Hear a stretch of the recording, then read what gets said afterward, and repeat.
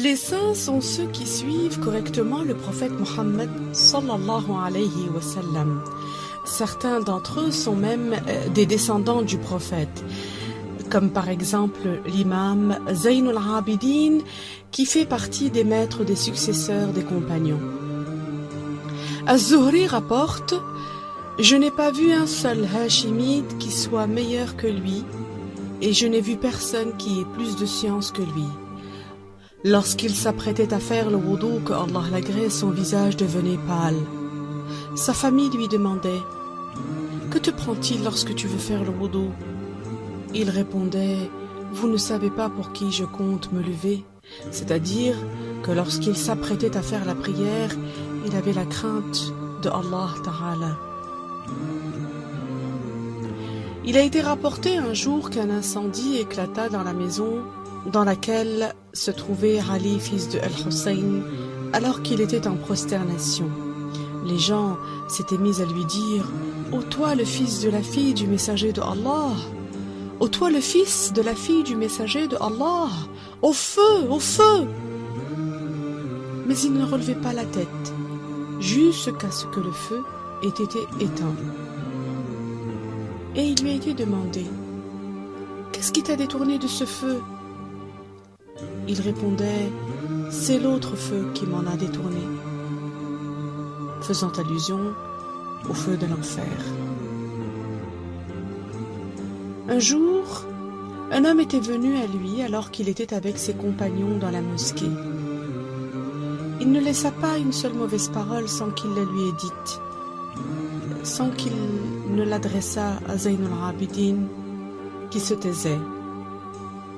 Cet homme repartit, et lorsque la nuit fut tombée, il vint à sa porte, toqua et lui dit: ô mon frère, si tu étais véridique en ce que tu m'as dit, que Allah me pardonne, et si tu étais menteur, que Allah te pardonne.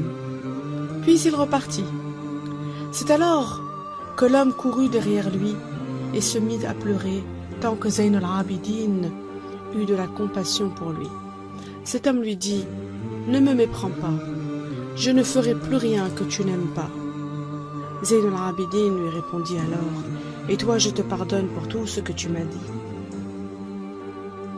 L'imam As-Sajjad Ibn al-Abidin, que Allah l'agrée, était généreux. Il prodiguait le bien, il était bienfaisant. Ibn al-Jawzi a rapporté dans Sifat al-Safawa, d'après Muhammad fils de Ishaq, qu'il a dit: il y avait des gens à Médine qui vivaient et ne savaient pas d'où leur provenait leur subsistance.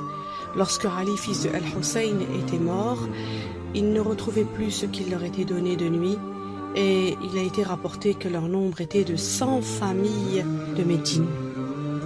Et lorsque venait à lui un mendiant pour lui demander quelque chose, il lui faisait bon accueil et lui disait: bienvenue à celui qui transporte mes provisions pour l'au-delà.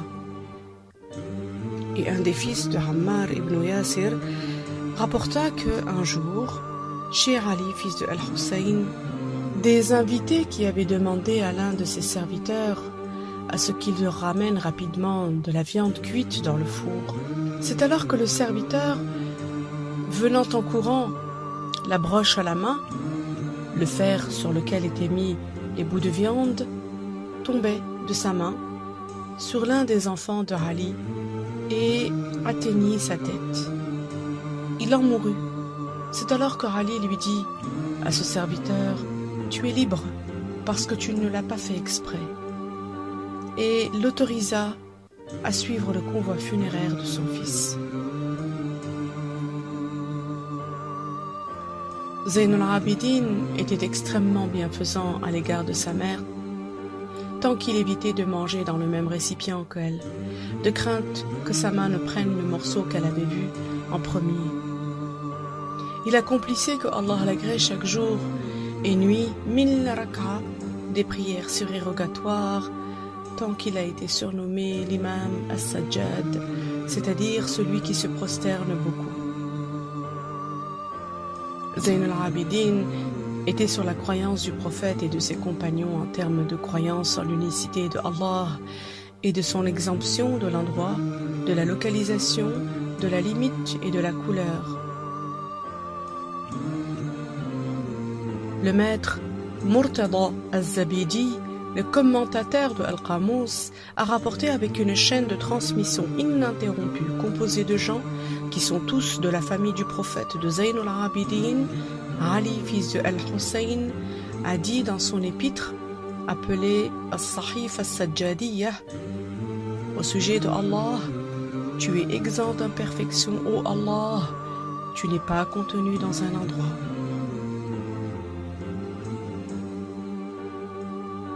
Un jour, alors qu'il rendait visite à Mohammed, fils de Oussama, fils de Zayd, lors de sa maladie, Mohammed se mit à pleurer.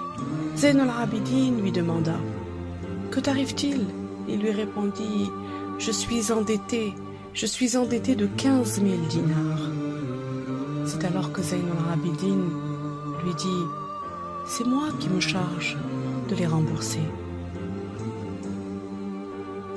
Voilà l'enseignement de notre maître Mohammed sallallahu alayhi wa sallam. Que Allah t'élève davantage en degré, ô Mohammed, ô mon bien-aimé, toi mon intercesseur au jour du jugement dernier, toi qui m'as enseigné le bien, toi qui m'as montré la voie des bien guidés.